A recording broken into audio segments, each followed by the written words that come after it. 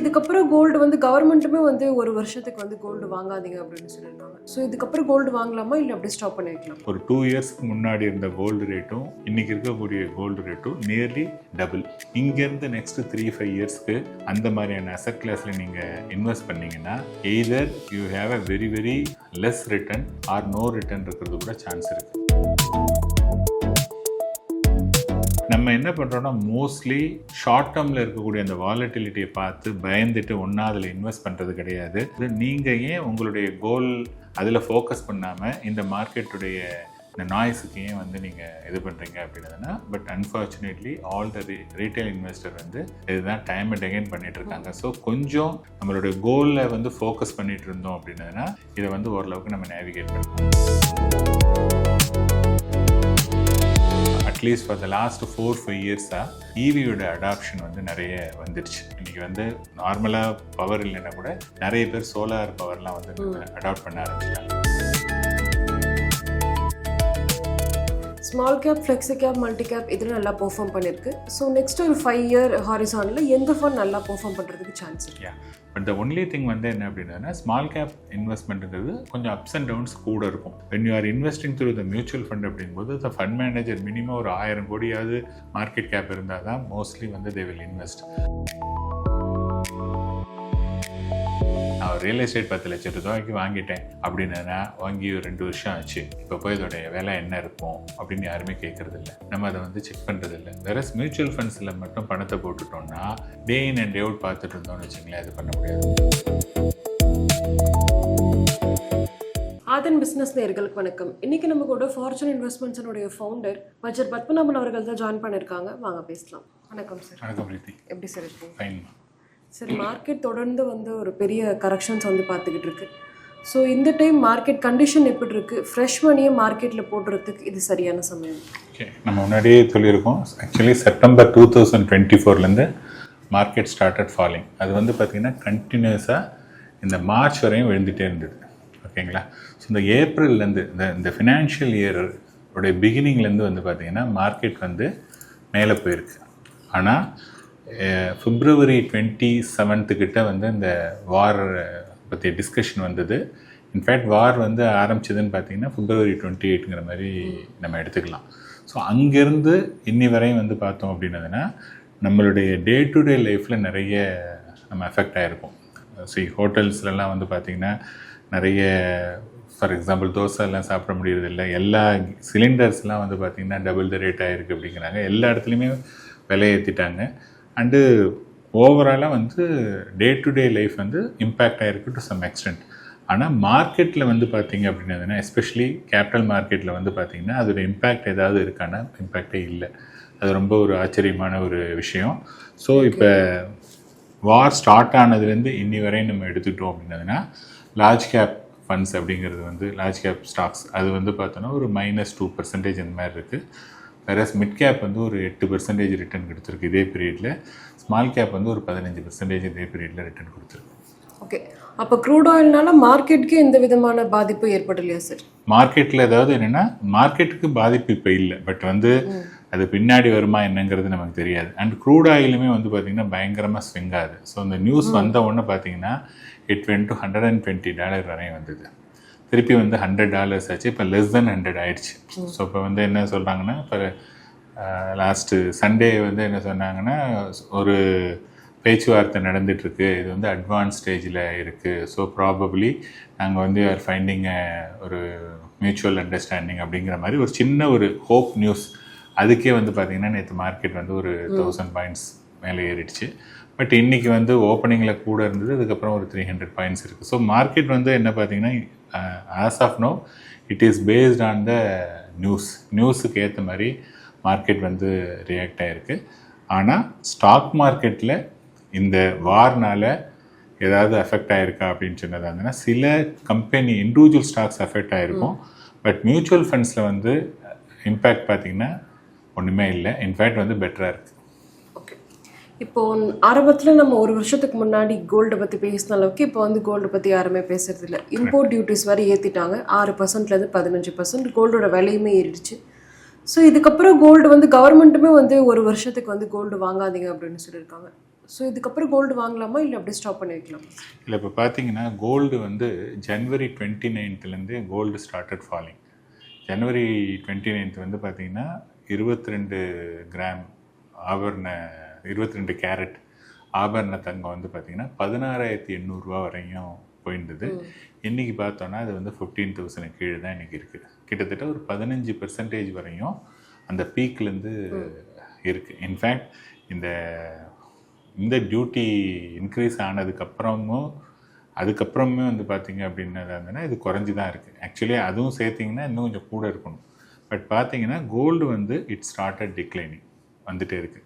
So இதுக்கு நிறைய பேர் சொல்லக்கூடிய காரணம் வந்து நிறைய பேர் கோல்டு முன்னாடி வாங்கினவங்கெல்லாம் வந்து அதை ப்ராஃபிட் புக் பண்ணிட்டாங்க அப்படின்ட்டு நிறைய ஒரு கருத்து இருக்குது. இன்னொன்று வந்து கண்ட்ரிஸ் ஆல்சோ இந்த மாதிரி நிறைய கோல்டு வாங்கின கண்ட்ரிலாம் இப்போ ஓரளவுக்கு ஆஃப்லோட் பண்ணோன்னா இந்த மாதிரி நிறைய அன்சர்டனிட்டிஸ் இருக்குது. சப்போஸ் வார் வருது அந்த மாதிரி இருக்கிறதுக்கு நமக்கு வந்து we should have some money வேணும் அப்படிங்கிறதுக்காக நல்ல ஒரு க்ரோத் இருந்ததுனால அதுவும் ஒத்துட்டாங்க.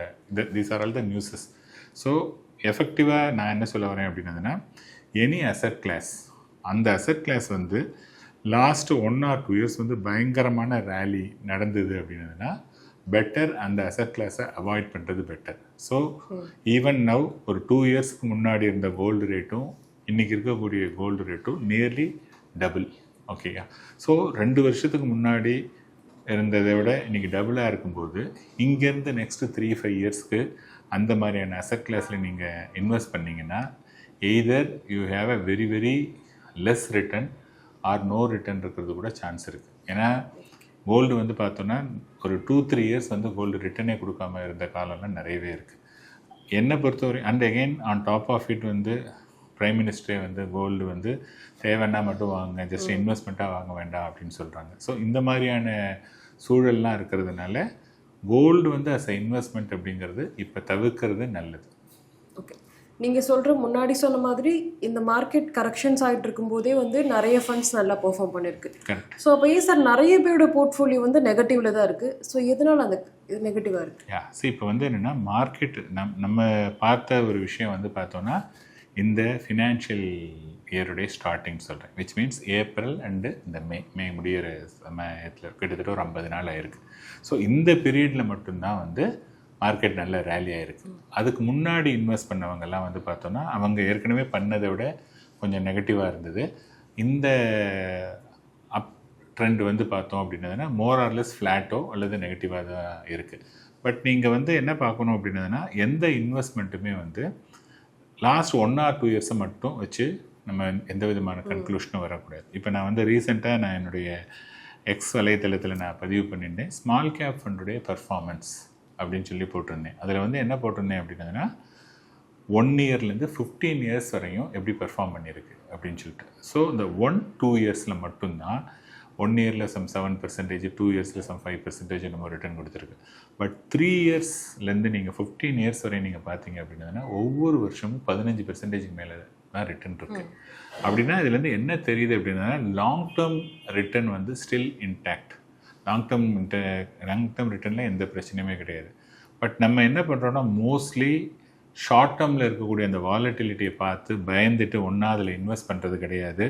அல்லது வந்து இந்த மாதிரி போர் சூழல் இந்த மாதிரிலாம் இருக்குங்கிறதுனால அதிலேருந்து எடுத்து ப்ரொடெக்ட் பண்ணணும் ஆமாம் அப்படிங்கிற மாதிரியான ஒரு எண்ணம் வந்து இண்டிவிஜுவலுக்கு ஏற்படுது. நான் என்ன சொல்லுவேன் எப்போதுமே என்னென்னா, நீங்கள் இன்வெஸ்ட் பண்ணுறீங்க, அந்த இன்வெஸ்ட் பண்ணும்போது அதுக்கு ஒரு பர்பஸ் இருக்குது. சே ஃபார் எக்ஸாம்பிள் குழந்தையோட எஜுகேஷன், குழந்தையுடைய மேரேஜ், உங்களுடைய ரிட்டையர்மெண்ட், அல்லது ஒரு வீடு வாங்க போகிறோம், வீட்டுக்கு முன்பணம் வேணும் அப்படிங்கிற மாதிரி ஒவ்வொன்றும் வந்து ஒரு பர்பஸோடு தான் நம்ம இன்வெஸ்ட் பண்ணுறோம். அந்த பர்பஸ் வந்து இந்த வார்னாலேயோ அல்லது எந்த ஒரு சுச்சுவேஷன்னாலேயும் that's not going to change. அப்படின்னு இருக்கும்போது நீங்கள் ஏன் உங்களுடைய கோல் அதில் ஃபோக்கஸ் பண்ணாமல் இந்த மார்க்கெட்டுடைய இந்த நாய்ஸுக்கு ஏன் வந்து நீங்கள் இது பண்ணுறீங்க அப்படின்னதுன்னா, but unfortunately all the retail investor வந்து இதுதான் டைம் அண்ட் அகைன் பண்ணிகிட்ருக்காங்க. ஸோ கொஞ்சம் நம்மளுடைய கோலில் வந்து ஃபோக்கஸ் பண்ணிகிட்டு இருந்தோம் அப்படின்னதுன்னா இதை வந்து ஓரளவுக்கு நம்ம நேவிகேட் பண்ணலாம். ஓகே, நீங்கள் ஸ்டார்டிங்கில் சொன்னது மாதிரி என்ன தான் வந்து க்ரூட் ஆயில் ப்ரைஸ் ரைஸ்னால வந்து மார்க்கெட்டுக்கு பெரிய அளவுக்கு பாதிப்பு ஏற்படலை அப்படின்னா இந்தியன் எக்கானமிக்கு வந்து அதை விட அதிகமான பாதிப்பே ஏற்பட்டிருக்கு. அதனால தான் வந்து இந்த 6 முக்கியமான வார்னிங்ஸ் கொடுத்துருக்காங்க. ஒர்க் ஃப்ரம் ஹோம் பாருங்கள், கோல்டு வாங்காதீங்க, இதெல்லாம் சொல்லியிருக்காங்க. ஸோ இன்னுமே நிறைய எக்கனாமிஸ்ட் வந்து இன்னுமே இந்தியன் எக்கனாமி 10 வருஷத்துக்கு பின்னாடி போகிறதுக்கு கூட வாய்ப்பு இருக்குது, லாக்டவுன் வரலாம் சொல்கிறாங்க. ஸோ இது மாதிரி லாக்டவுன்லாம் வந்தால் கோவிட் சுச்சுவேஷனுக்கு மார்க்கெட் போயிடுமா சார்? இல்லைங்க, நம்ம ஃபார் எக்ஸாம்பிள் என்னென்னா, இப்போ இருக்கக்கூடிய சினாரியோ வந்து நான் எப்படி பார்க்குறேன் அப்படின்னதுன்னா, அதாவது இந்த வருமுன் காப்போம் அப்படிங்கிற மாதிரி. அதாவது தெர் இஸ் அ ப்ராப்ளம் இருக்குது, அந்த ப்ராப்ளத்தை வந்து, அதாவது இந்த ஒரு ப்ராப்ளங்கிறத ஐடென்டிஃபை பண்ணிட்டாங்க, இந்த ப்ராப்ளம் வந்து எவ்வளோ நாள் இருக்கும் அப்படிங்கிறது தெரியல. ஸோ ப்ராபப்ளி ஜூனுக்குள்ளே, சில பேர் என்ன சொல்கிறாங்கன்னா ஜூனுக்குள்ளேயே எல்லாம் முடிஞ்சிடும் அப்படிங்கிறாங்க. சில பேர் என்ன சொல்கிறாங்க, இல்லை இந்த இயர் ரெண்டு வரையும் அதெல்லாம் இருக்கும், அப்படிலாம் வந்து சாமானியமாக அந்த சண்டைலாம் முடிகிற மாதிரி இல்லை அப்படின்னு இது ஒரு கருத்து இருக்குது. இன்னும் சில பேர் வந்து பார்த்திங்கன்னா இல்லை இன்னும் 1 இயர் கூட நீடிக்கலாம். So these are all various opinions. இந்த end of the day opinion வந்து ஹார்ட்லி மேட்டர்ஸ், பட் என்ன ரியாலிட்டி அப்படிங்கிறது பார்க்கணும். இப்போ வந்து நீங்கள் கோவிடுடைய சுச்சுவேஷன் எடுத்தீங்க அப்படின்னதாக இருந்ததுன்னா, கோவிட் போது தான் லாக்டவுன் அப்படிங்கிற ஒரு விஷயமே நடந்தது. அதுக்கு முன்னாடி லாக்டவுன் அப்படிங்கிற மாதிரிலாம் கிடையவே கிடையாது. மேபி ஹியர் அண்ட் தேர் இருக்குமே ஒழிய across the country, across the world வந்து லாக்டவுன் அப்படிங்கிறது வந்து first time it happen. And more importantly வந்து என்னென்னா, அந்த பீரியடில் நீங்கள் வெளியில் போனீங்க அப்படின்னதுன்னா உங்களுக்கு வந்து தெர் இஸ் அ ப்ராபபிலிட்டி உங்களுக்கு வந்து ஏதாவது அந்த தொற்று வந்தது அப்படின்னதுன்னா உங்களுடைய உயிர் வந்து அட் ரிஸ்க் அப்படிங்கிற மாதிரியான ஒரு சுச்சுவேஷன் இருந்தது. ஸோ எல்லாருமே வந்து கன்ஃபைன் டு ஹோம் அந்த மாதிரி இருந்தாங்க. ஸோ இப்போ பொறுத்த வரையும் பார்த்தீங்க அப்படின்னதுன்னா அந்த மாதிரியான சுச்சுவேஷன்லாம் இல்லை. ஒன்லி திங் வந்து மெயினாக என்ன ப்ராப்ளம் இப்போதைக்கு நமக்கு ஃபேஸ் பண்ணக்கூடிய ப்ராப்ளம் வந்து பெட்ரோல் அண்ட் கேஸ். இதுதான் வந்து மெயின் ப்ராப்ளம். அண்ட் ஓகே, இதுதான் வந்து நிறைய விஷயத்துக்கு மூலப்பொருள், புரியுதுங்களா? இதை வந்து சும்மா ஜஸ்ட் லைக் தட் எடுத்துக்க முடியாது. பட் நம்ம இன்னொன்று என்ன பார்க்கணுன்னா, அட்லீஸ்ட் ஃபார் த லாஸ்ட் 4-5 இயர்ஸாக ஈவியோட அடாப்ஷன் வந்து நிறைய வந்துடுச்சு. ஸோ இன்றைக்கி வந்து ஒரு 100 கார் ஓடுது அப்படின்னு சொன்னதுன்னா அட்லீஸ்ட் ஒரு 20 காராவது ஒரு ஈவி கார் மாதிரி வந்துருச்சு. ஸோ இப்போ இந்த ஈவி கார் வச்சுருக்கிறவங்கெல்லாம் வந்து இந்த பெட்ரோல்னால பெருசாக பாதிப்படையலை, கரெக்டாக? அதே மாதிரி வந்து பார்த்தோம் அப்படின்னதுன்னா இந்த கேஸ் யூஸ் பண்ணிகிட்டு இருந்தவங்க நிறைய பேர் பீப்புள் ஆல்சோ ஸ்டார்ட் அடாப்டிங் இந்த எலக்ட்ரிக் ஸ்டவ்லாம் வந்து கொஞ்சம் கொஞ்சமாக யூசேஜ் இருந்தது. இன்ஃபேக்ட் இந்த நியூஸ் வந்தோடனே பார்த்தோன்னா அது பயங்கரமாக இன்றைக்கி எலக்ட்ரிக் ஸ்டவ் இருக்கக்கூடிய என்னென்ன ஸ்டாக்ஸ் இருக்கோ எல்லாமே காலி ஆகிடுச்சு அப்படின்னாங்க. ஸோ எப்போதுமே என்னென்னா ஒரு க்ரைசிஸ் வந்தது அப்படின்னதுன்னா நம்ம அது வரையும் ஓகே ஒரு விஷயத்தை ஃபாலோ பண்ணிகிட்ருப்போம். க்ரைசிஸ் வந்த உடனே தான் நம்ம வந்து லுக் ஃபார் அல்டர்னேட்டிவ்.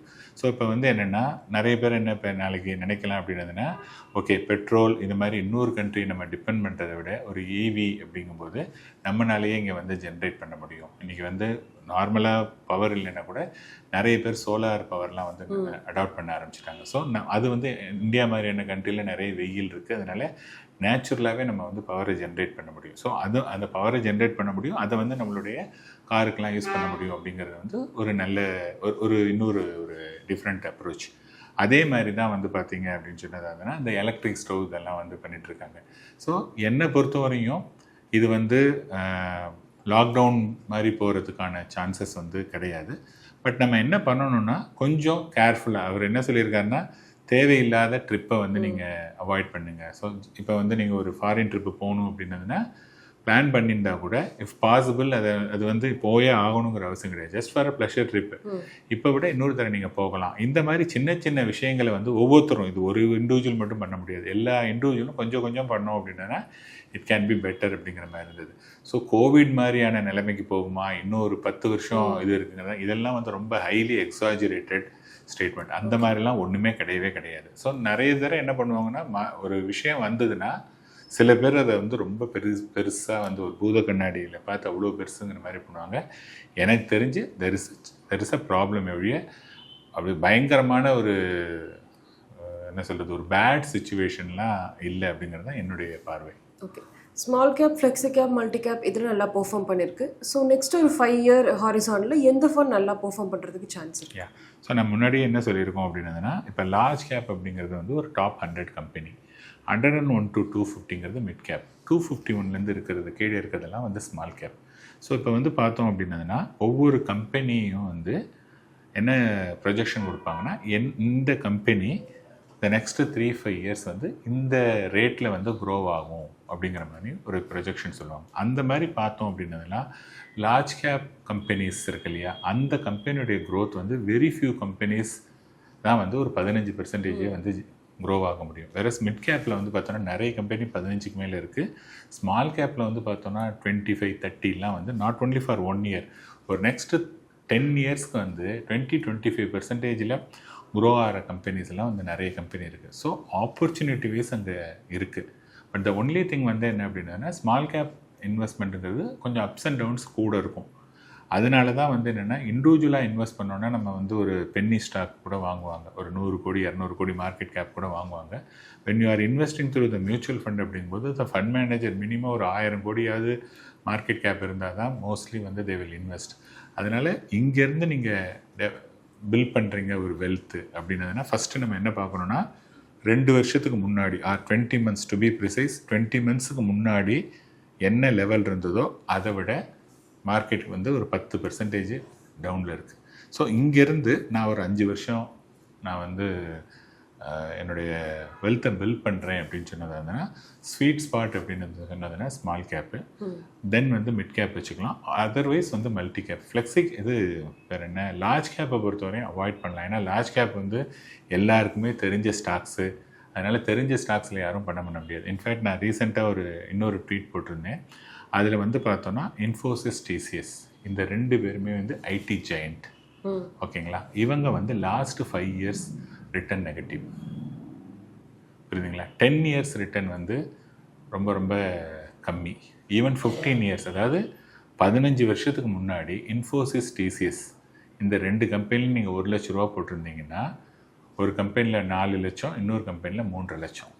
அதே சமயத்தில் வந்து பெர்சிஸ்டன்ட் சிஸ்டம்னு ஒரு ஐடி கம்பெனி இருக்குது.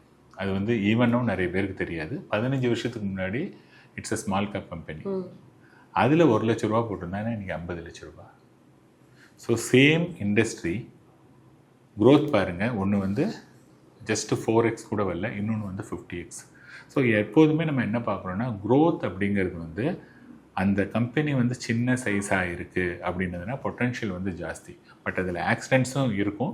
பட் ரியல் பொட்டென்ஷியல், அதுக்கு தான் நம்ம வந்து மியூச்சுவல் ஃபண்டில் ஒரு ஃபண்ட் மேனேஜர் மூலமாக நம்ம இன்வெஸ்ட் பண்ணும்போது he will do all the அனாலிசிஸ்லாம் பண்ணுறதுனால டெஃபினட்டாக அங்கே பெட்டராக இருக்கும். ஸோ என்னுடைய suggestion all the time, if it is a 5 year kind of invest பண்ணால் small cap will be the first thing, second வந்து மிட் கேப், தேர்ட் வந்து multi cap, fourth flexi cap அப்படிங்கிற மாதிரி நீங்கள் பண்ணலாம்.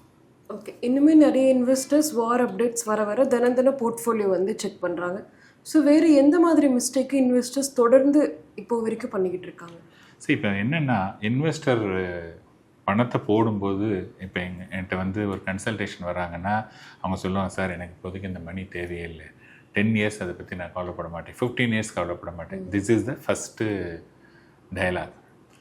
ஓகே, ஸோ 10 வருஷம் 15 வருஷம் அவங்களுடைய கோல் இருக்குது அப்படின்னு சொல்லி நம்ம ஒரு போர்ட்ஃபோலியோ கன்ஸ்ட்ரக்ட் பண்ணி இன்வெஸ்ட் பண்ணால் மறுநாளைக்கு மார்க்கெட் கீழே வந்தவுடனே என்ன சார் மார்க்கெட் கீழே வந்துருச்சு. ஸோ என்ன ஆகிடுதுன்னா அவங்களுடைய நீண்ட கால அந்த இலக்கை வந்து மிஸ் பண்ணிவிட்டு they are dancing to the tune of everyday moment.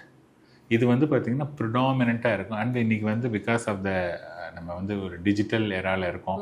Digital எராவில் வந்து எவ்ரி நவ் அண்ட் தென், இப்போ நீங்கள் ஸ்டாக்காக இருந்ததுன்னா நீங்கள் மார்னிங் 9:30க்கு 9:15க்கு மார்க்கெட் ஸ்டார்ட் ஆனதுன்னா 3:30 வரையும் உங்களுடைய ஸ்டாக் ப்ரைஸ் வந்து இட் கீப்ஸ் மூவிங். மியூச்சுவல் ஃபண்டாக இருந்ததுன்னா எவ்ரி டே வந்து பார்த்திங்கன்னா இட் கீப்ஸ் வேரிங். ஸோ அது மாட்டுக்கு வேரி ஆகிட்டுருக்கு. அதை வந்து நம்ம எதுக்கு பார்க்கணும்? அதை பார்க்குறதுனால வந்து தே are not in a position to hold it. But இதே மாதிரி தான் வந்து உங்களுடைய கோல்டு ப்ரைஸும் மூவ் ஆகுது, உங்களுடைய ரியல் எஸ்டேட்டும் not on a regular basis, that is also keep moving. ஆனால் அதெல்லாம் யாருமே ஒன்று வாங்கினோன்னா they are not checking the prices. நான் ஒரு ரியல் எஸ்டேட் 10 லட்ச ரூபாய்க்கு வாங்கிட்டேன் அப்படின்னா வாங்கி 2 வருஷம் ஆச்சு, இப்போ போய் இதோடைய விலை என்ன இருக்கும் அப்படின்னு யாருமே கேட்குறது இல்லை. ஓகே, அது மாட்டுக்கு இருந்துட்டு போகுது, என்ன விலை இருந்தால் என்ன, நான் இப்போ விற்க போகிறது இல்லை. பிகாஸ் எனக்கு வந்து 10 வருஷம் கழிச்சு என் பையனுடைய படிப்புக்கு தான் வேணும், அல்லது 15 வருஷம் கழிச்சு என் பொண்ணு கல்யாணத்துக்கு தான் வேணும். அதனால் அது வந்து whatever be the price I am least bother. So அங்கே வந்து என்ன பண்ணுறோன்னா அதை வாங்கிட்டு நம்ம அதை வந்து செக் பண்ணுறதில்ல. வேற மியூச்சுவல் ஃபண்ட்ஸில் மட்டும் பணத்தை போட்டுட்டோம்னா டே இன் அண்ட் டே அவுட் பார்த்துட்டு இருந்தோம்னு வச்சுங்களேன், அது பண்ண முடியாது. ஸோ இன்வெஸ்ட்மெண்ட்டில் வந்து நீங்கள் வந்து ஜெயிக்கணும் அல்லது இன்வெஸ்ட்மெண்ட்டில் ரியலாக பணம் பண்ணணும் அப்படின்னு சொன்னது இருந்ததுன்னா உங்களுடைய எமோஷனை வந்து நீங்கள் கண்ட்ரோல் பண்ணணும். எமோஷனை கண்ட்ரோல் பண்ணுறதுங்கிறது இண்டிவிஜுவலுக்கு வெரி வெரி டிஃபிகல்ட். அதுக்காக தான் நாங்கள் என்ன சொல்கிறேன்னா, இப்போ எங்களை மாதிரி ஒரு ஹேண்ட் ஹோல்ட் பண்ணக்கூடிய ஒரு ப்ரொஃபஷனல் வேணும். இந்த மாதிரி மார்க்கெட் அப்ஸ் அண்ட் டவுன் இருக்குது அப்படின்னா உங்களுக்கு பயமாக இருக்குது. அப்போ யார்கிட்ட போய் கேட்பீங்க? நீங்கள் சும்மா ரேண்டமாக வந்து எங்களை மாதிரி ஒரு ஆள் வந்து யூடியூப்பில் பேசுகிறத வச்சு நீங்கள் கேட்டிங்கன்னா it will not work out. So you have to ask somebody.